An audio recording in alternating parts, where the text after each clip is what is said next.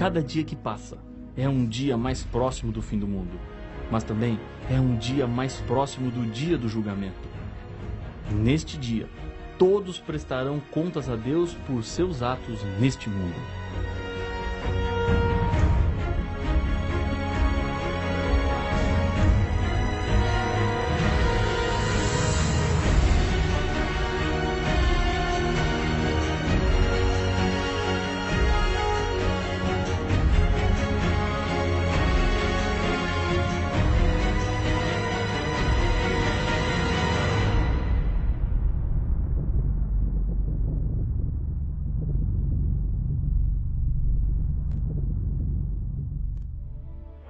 No dia 27 de março de 2011, saiu o resultado de um julgamento que causou grande repercussão no Brasil. Isabela, uma garotinha de 5 anos, foi espancada e depois atirada da janela do apartamento onde seu pai e sua madrasta viviam. Milhares de pessoas acompanharam para saber qual seria o veredito final. O pai foi condenado a 31 anos e a madrasta a 26 anos de prisão. Muitas lágrimas foram derramadas e para alguns a justiça foi feita. Mas o que mais chama a atenção nessa história é que os condenados alegavam inocência o tempo todo diante do tribunal, mesmo diante das evidências que convenceram os jurados de sua culpa. Jesus, no livro do Apocalipse, nos apresenta um julgamento onde todos os seres humanos comparecerão. Dessa vez, acontecerá um juízo universal com consequências eternas. Um dia, no céu, Lúcifer disse que Deus estava errado e ele estava certo.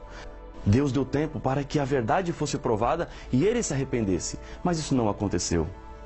Chegará o tempo onde todas as acusações contra Deus, os resultados do pecado e das escolhas erradas que os seres humanos fizeram, devem ser julgados. O Apocalipse fala de um anjo voando pelo meio do céu que anuncia: temei a Deus e dai-lhe glória, pois é chegada a hora do juízo. Apocalipse capítulo 14 e o verso 7. O capítulo 14 do Apocalipse apresenta a mensagem de 3 anjos que nos leva a contemplarmos a cena crucial no grande conflito existente entre o bem e o mal. O anjo que faz o anúncio do juízo é o primeiro. Esses anjos, na verdade, representam todos os servos de Deus que estão empenhados na tarefa de proclamar o Evangelho. Jesus deixou essa missão de pregar o Evangelho para todos os seus discípulos em todos os tempos. Isso significa que existe um povo especial que tem uma mensagem especial para ser dada a todos os moradores da terra. Quando a Bíblia fala sobre o juízo final, refere-se a 3 fases ou etapas. Primeira, juízo de investigação, que acontece antes da volta de Jesus a essa terra para buscar os seus filhos fiéis. É um juízo de vindicação. Segundo, o juízo de comprovação, que acontecerá no céu durante os 1000 anos, onde cada um dos salvos confirmará a justiça de Deus. Terceiro, o juízo de execução, quando todos os infiéis a Deus, e inclusive Satanás e os seus demônios, receberão a condenação final, que será a morte e a destruição eterna. Esse juízo acontecerá no final dos 1000 anos. Vamos voltar ao texto de Apocalipse capítulo 14, verso 7. Acompanhe a leitura, pois existem chaves do juízo de Deus nesse texto. Temei a Deus e dai-lhe glória, pois é chegada a hora do seu juízo. E adorai aquele que fez o céu, e a terra, e o mar, e as fontes das águas. O juízo apresentado aqui está relacionado com o santuário celestial. Após as 3 mensagens serem dadas aos habitantes da terra, ao ser concluído o juízo, o anjo sai do templo de Deus com uma foice para ceifar. Acompanhe a leitura do texto. Olhei, e eis uma nuvem branca. E sentado sobre a nuvem, um semelhante a filho de homem, tendo na cabeça uma coroa de ouro e na mão uma foice afiada. Outro anjo saiu do santuário, gritando em grande voz para aquele que se achava sentado sobre a nuvem: toma a tua foice e ceifa, pois chegou a hora de ceifar, visto que a seara da terra já amadureceu. E aquele que estava sentado sobre a nuvem passou a sua foice sobre a terra, e a terra foi ceifada. Apocalipse, capítulo 14, versos 14, 15 e 16. Os salvos são separados dos perdidos. Entenda uma coisa muito importante. Deus não escolheu quem seria salvo e quem se perderia. Ele chama todos os seres humanos para a salvação. Se você se salvará ou se perderá, isso depende da sua escolha. somos os responsáveis pelo nosso futuro. Construímos ou destruímos a nossa salvação mediante as nossas escolhas. A culpa dos seus problemas não são dos astros que simbolizam o seu signo por causa do dia que você nasceu. Nada está escrito nas palmas das suas mãos e ainda mais que você não possa mudar. Você não é o personagem de um filme onde sua história já está escrita e você está somente encenando. Outro ponto importante do juízo anunciado pelo primeiro anjo está relacionado com os seres humanos. Um chamado é feito: adorai aquele que fez. Apocalipse capítulo 14, verso 7. Esse texto fala da restauração da adoração a Deus como Criador. A Bíblia apresenta como o mundo passou a existir. Deus fez todas as coisas e somos obras das suas mãos. Não viemos do acaso. Não surgimos porque elementos químicos se juntaram, mas temos uma origem sobrenatural. Você é a obra-prima da criação de Deus neste mundo. Você tem muito valor diante de Deus. Ele se importa com você. E isso você descobre quando reconhece que Deus é o Criador. Quando o anjo faz o convite à adoração ao Criador, ele está fazendo referência a um dos 10 mandamentos, que também leva os seres humanos à adoração. Aquele que fez. Esse mandamento tem sido esquecido e deixado de lado pelos seres humanos. Mas o anjo do juízo diz que você precisa obedecer a esse mandamento.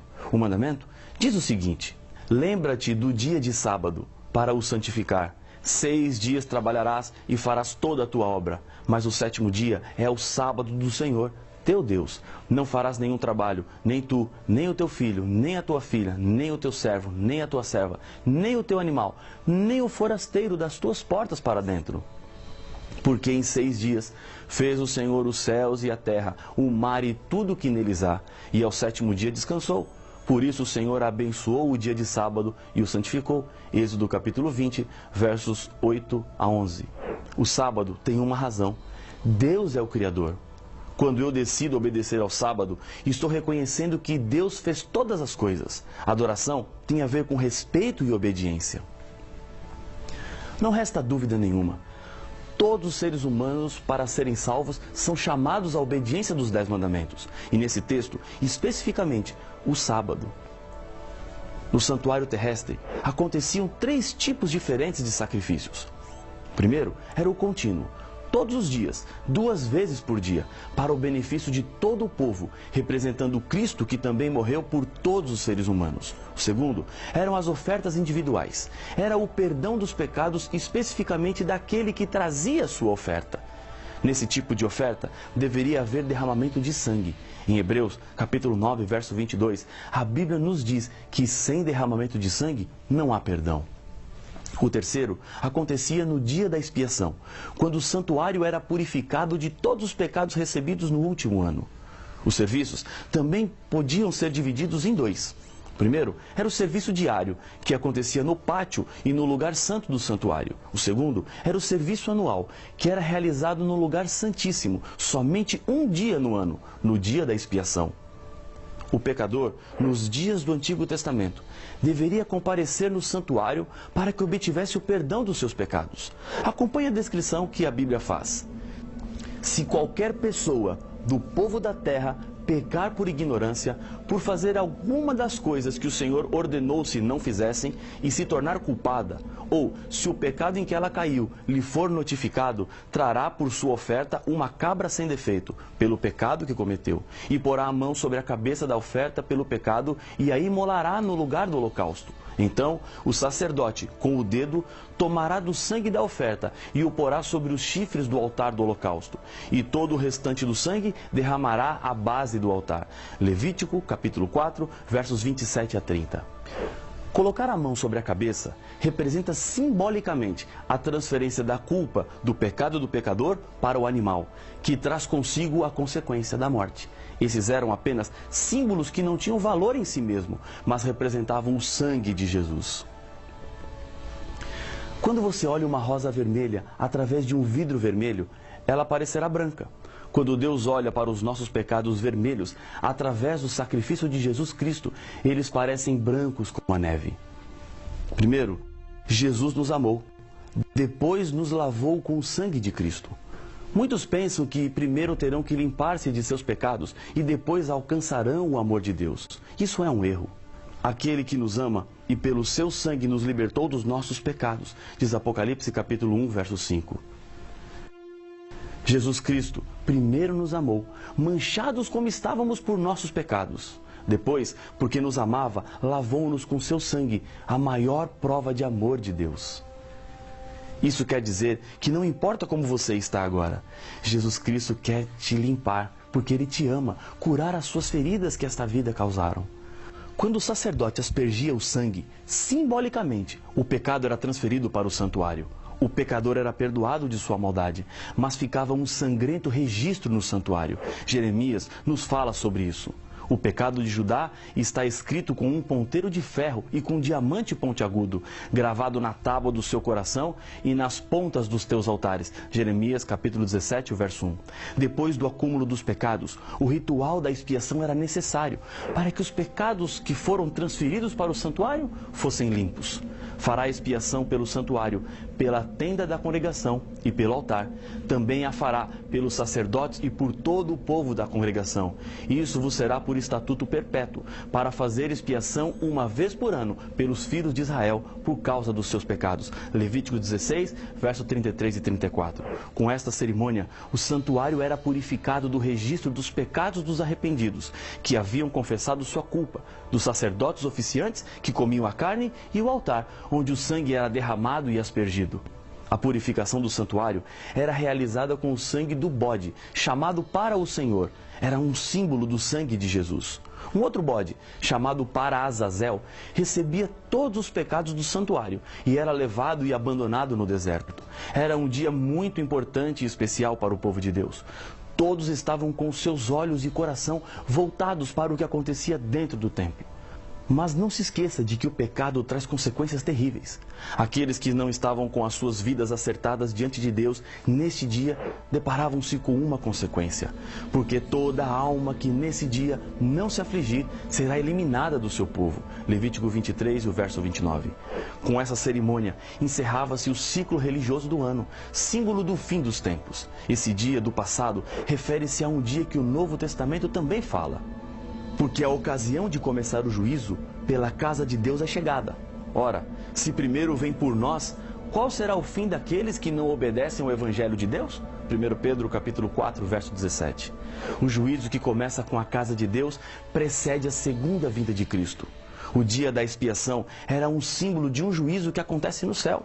Paulo nos diz em Hebreus: porque Cristo não entrou em santuário feito por mãos, figura do verdadeiro, porém no mesmo céu, para comparecer agora por nós diante de Deus, nem ainda para se oferecer a si mesmo muitas vezes, como o sumo sacerdote cada ano entra no Santo dos Santos com sangue alheio. Ora, neste caso, seria necessário que ele tivesse sofrido muitas vezes, desde a fundação do mundo. Agora, porém, ao se cumprirem os tempos, se manifestou uma vez por todas, para aniquilar, pelo sacrifício de si mesmo, o pecado.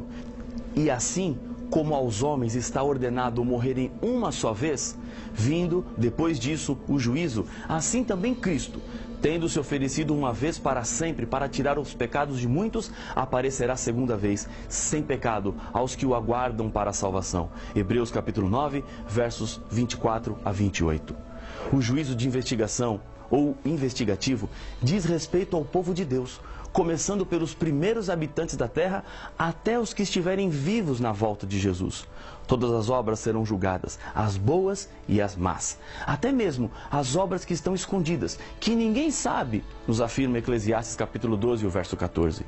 O julgamento acontece baseado na lei de Deus, de acordo com os registros que estão nos livros do céu. Jesus Cristo é o nosso advogado, que perdoa todo aquele que o aceita como Salvador. Jesus promete que o nome dos vencedores, aqueles que se salvarão, estarão escritos no livro da vida. No final do juízo investigativo, o destino de cada ser humano estará decidido.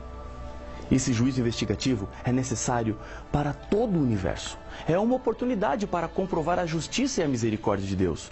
O planeta Terra tornou-se espetáculo para o universo todo criado por Deus.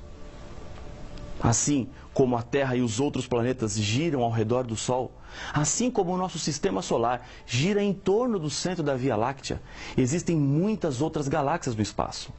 A Via Láctea provavelmente gira com outras 25 galáxias ao redor de um ponto central. De modo semelhante, bilhões de outras galáxias participam desse incrível e grandioso sistema de rotação e translação, do qual o nosso pequeno mundo é apenas um pontinho. Mas esse pequeno pontinho tornou-se o centro do universo, porque foi aqui, neste planeta, que Jesus consumou a expulsão do pecado. Foi aqui onde, de uma vez por todas, Deus demonstrou seu amor e justiça eterna. Depois de sua volta à terra, Jesus levará os salvos para o céu. Aqui começará a segunda fase do juízo. Paulo diz: não sabeis que havemos de julgar os próprios anjos? 1 Coríntios capítulo 6, o verso 3. Durante os 1000 anos, o povo de Deus entenderá mais do amor de Deus ao analisar os critérios que Deus usou para julgar o seu povo. O juízo de comprovação é necessário para todos os salvos. Vai nos ajudar a compreender a justiça e a graça de Deus. Isso gerará confiança em Deus, reafirmando a nossa felicidade eterna. A terceira fase do juízo acontecerá no fim dos 1000 anos. Dessa vez, o mal será destruído para sempre. Os ímpios, que morreram por causa da volta de Jesus, ressuscitarão apenas para receberem a condenação. Lúcifer será destruído para sempre e o mal terá fim. O juízo executivo é o fim da rebelião trágica do pecado. Essa fase do juízo acontece para que a promessa de novos céus e nova terra sejam cumpridas. O Apocalipse nos descreve essa cena. Vi um grande trono branco, e aquele que nele se assenta, de cuja presença fugiram a terra e o céu, e não se achou lugar para eles. Vi também os mortos, os grandes e os pequenos, postos em pé diante do trono. Então se abriram os livros. Ainda outro livro, o livro da vida, foi aberto. E os mortos foram julgados, segundo as suas obras, conforme o que se achava escrito nos livros. Deu o mar os mortos que nele estavam. A morte e o além entregaram os mortos que neles haviam, e foram julgados, um por um, segundo as suas obras. Então a morte e o inferno foram lançados para dentro do lago de fogo. Esta é a segunda morte, o lago de fogo. E se alguém não foi achado inscrito no livro da vida, esse foi lançado para dentro do lago de fogo. Apocalipse capítulo 20, versos de 11 a 15.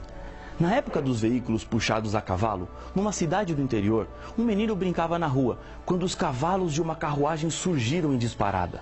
Os animais enlouquecidos corriam e a carruagem movia-se em grande velocidade completamente desgovernada, indo em direção da criança que brincava despreocupada. A mãe, ao ver o que estava prestes a acontecer, começou a gritar desesperadamente. Ela não podia fazer nada. O jovem que estava passando jogou a sua pasta de lado e com firmeza se jogou no meio dos cavalos e segurou as rédeas até que eles parassem. Ele ficou completamente machucado, mas o garoto estava salvo. 20 anos mais tarde, um jovem enfrentava um julgamento por graves crimes que havia cometido. No momento em que o juiz ia ditar a sentença, o jovem lutava mentalmente para lembrar-se de onde ele conhecia o juiz.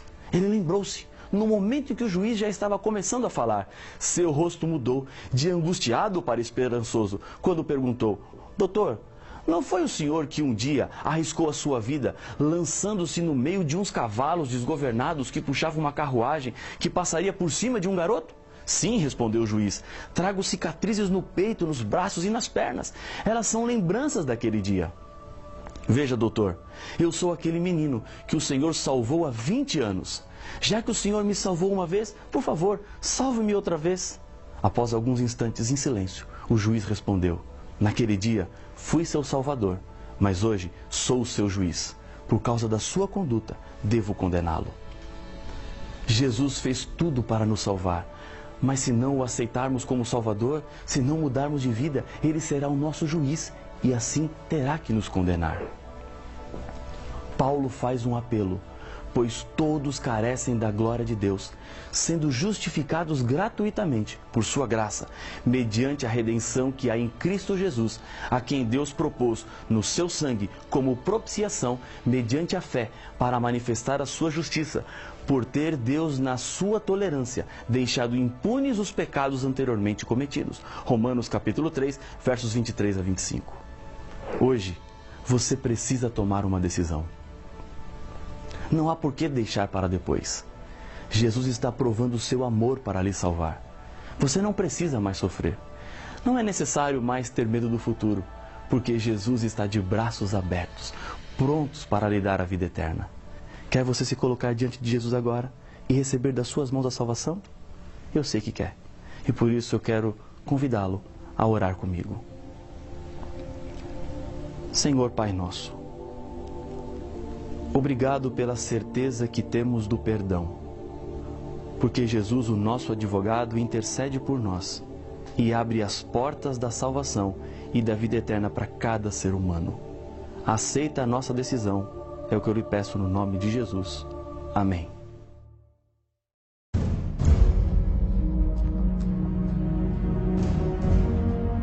Tu, porém, Daniel, encerra as palavras e sela o livro, até ao tempo do fim. Muitos o esquadrinharão, e o saber se multiplicará. Daniel capítulo 12, o verso 4. Em 1844, aconteceu um desapontamento desses cristãos que entenderam o período da profecia, mas não o evento certo. Esse não foi o primeiro desapontamento que o povo de Deus passou.